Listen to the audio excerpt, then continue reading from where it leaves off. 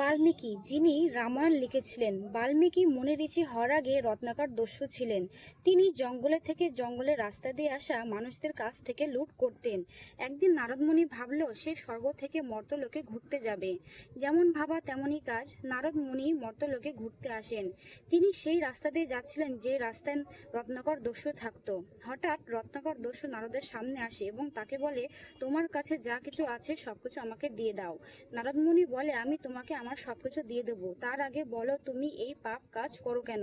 রত্নাকর দস্যু বলল, আমি আমার পরিবারকে লালন পালন করার জন্য এগুলো করি। নারদ মুনি বলল, তুমি যাদের জন্য এই পাপ কাজ করছো তারা কি তোমার পাপের ভাগীদার হবে? রত্নাকর দস্যু বলল, হ্যাঁ, হবে না কেন, আমি তো তাদের জন্যই এই পাপ কাজগুলো করি, তাহলে কেন তার আমার পাপের ভাগীদার হবে না? নারদ মুনি বলল, এই পৃথিবীতে কেউই কারো না, যার পাপ তাকেই ভোগ করতে হবে। রত্নাকর দস্যু বলল, না না, আমার পাপের ভাগীদার আমার পরিবার নেবে। নারদমুনি বলল, ঠিক আছে, তাহলে একটা পরীক্ষা করা যাক। রত্নাকর বলল, কি পরীক্ষা? নারদমুনি বলল, তুমি তোমার পরিবারকে গিয়ে বলবে যে আমি তোমাদের জন্য যে পাপ কাজ করি, তোমরা কি আমার পাপের ভাগীদার হবে? রত্নাকর বলল, ঠিক আছে, ততক্ষণ তুমি এখানেই থাকবে। নারদ বলল, ঠিক আছে, আমি এখানেই আছি, তুমি যাও। তারপর রত্নাকর তার পিতা ও স্ত্রীর কাছে গিয়ে বলল, আমি তোমাদের জন্য যে পাপ কাজগুলো করি তোমরা কি আমার পাপের ভাগীদার হবে? তারা বলল যে আমরা তোমার পরিবার, আমাদের জন্য তুমি এইটুকু করতেই পারো, তার জন্য আমরা তোমার পাপের ভাগীদার হতে পারবো না। এই কথা শুনে রত্নাকর নারদ মুনির কাছে ফিরে গেলেন এবং তাকে বললেন, হে নারদ মুনি, আপনি ঠিকই বলেছেন, আমার পাপের ভাগীদার কেউই হবে না।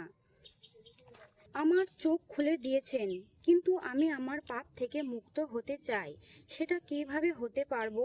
নারদ মুনি বলল, পাপ থেকে মুক্তি হওয়ার একটাই উপায়, রাম নাম জপ করা। তুমি এই গাছতলায় বসে এক মনে রাম নাম জপ করতে থাকো। কিন্তু রত্নাকর কোনোভাবেই রাম নাম উচ্চারণ করতে পারছিল না। সে রাম নামের ক্ষেত্রে শুধু মরা মরা বলতে পারছিলেন। এজন্য নারদ মুনি তাকে বলে, তুমি প্রথমে মরা নাম জপ করতে থাকো। তারপর থেকে রত্নাকর মরা নাম জপ করতে করতে একদিন রাম নাম বলতে পারে এবং সে খুবই ভক্তির সঙ্গে রাম নাম জপ করতে করতে একজন বড় সাধকে পরিণত হয় এবং তার নাম হয় বাল্মীকি। এভাবে তিনি রত্নাকর দস্যু থেকে রাম নাম জপ করে বাল্মীকি নামে পরিচিত হন। জয় শ্রীরাম।